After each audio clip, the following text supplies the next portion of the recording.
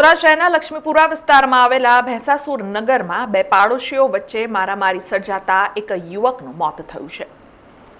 શહેરના લક્ષ્મીપુરા વિસ્તારમાં આવેલા ભેંસાસુર નગરમાં બે પાડોશીઓ વચ્ચે મારામારી સર્જાતા એક યુવકનું મોત થયું છે। મળતી માહિતી મુજબ બે પાડોશીઓ વચ્ચે નજીવી ખાડ કૂવાની વાતને લઈને ઝઘડો થયો હતો, જેમાં પિયુષ રાઠોડ નામના યુવકનું મોત નીપજ્યું છે। તો બીજી તરફ પિયુષની હત્યા મામલે લક્ષ્મીપુરા પોલીસે પિયુષ પર હુમલો કરનાર પાડોશીની ધરપકડ કરી છે। જોકે ઇન્ચાર્જ પીઆઈ કિરીટ લાઠિયાએ સ્થળ પર તપાસ કરતા લોહીના કોઈ પણ ડાઘ નથી તેવી સ્પષ્ટતા પણ કરી હતી। તો બીજી તરફ પરિવારે આક્ષેપ કર્યા હતા કે પિયુષને ઘરમાં લઈ ગયા બાદ તેનું ગળું દબાવ્યું છે કે પછી કઈ રીતે તેને માર્યો છે તે ખબર નથી, પણ પિયુષ ઘરમાં જ બેહોશ થઈ ગયો હતો અને પરિવારે ત્યારે પકડાયેલા પિયુષના માનતા હત્યારા પર કડક કાર્યવાહીની માંગ કરી છે। ટોયલેટના ખારકુઓ છે અમારો એ ભરાઈ ગયો હતો, એના કારણે ઘરમાં 8-10 દિવસથી ઝઘડો ચાલતો હતો અને બપોરથી એ લોકો ધમકી આપતા હતા પિયુષને મારી નાખવાની।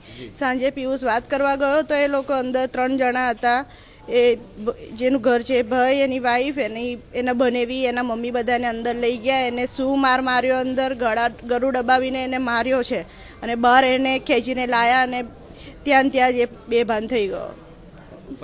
ત્યાર પછી અમે 108માં ફોન કર્યો, આવીને એને હોસ્પિટલ આવ્યા તો ડૉક્ટરે કીધું હવે આ નથી રહ્યા। 7-8 દિવસથી ચાલતી હતી આ મગજમારી। 7-8 દિવસથી? હા, પૈસા પણ એની સાથે લેવાના નીકળતા હતા, એ છોકરો પૈસા બી નહોતો આપતો અમને। કેટલા વખતથી અમે 2-3 વાર કમ્પ્લેન કરીને સાફ કરાવ્યું, પણ એને અંદરથી બંધ કરી દીધું હતું, એના કારણે આ ઝઘડો ચાલતો હતો। અને કોણ છે બાજુમાં રહેનાર, શું નામ છે? પ્રવીણ પંચાલ, એની વાઈફ શીતલ પંચાલ।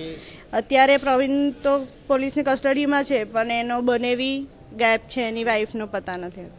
ન્યાય મળવો જોઈએ ને, એ લોકોને સજા કડીથી કડી સજા મળે એટલી મારી સરકારને નમ્ર વિનંતી છે। એ પણ 3 જણાએ ખેંચીને અંદર શું મારે એ ખબર ના પડી, અંદર જઈને એને ઘરું દબાઈ દીધું કે હું બૈરી અને પ્રવીણ પંચાલ અને એનો બનેવી થઈને એને અંદર લઈ જઈને ખેંચીને માર્યો અને બહાર નીકળ્યો ત્યારે બેહોશ થઈને પડી ગયો હોય। તમે બી ત્યાં જ હતા? હા। સમાચારોના સતત અપડેટ માટે TNN ન્યૂઝને YouTube પર સબસ્ક્રાઇબ કરી બેલ આઇકોન પ્રેસ કરો અને અમારી સાથે જોડાયેલા રહો Facebook, Instagram અને Twitter ઉપર।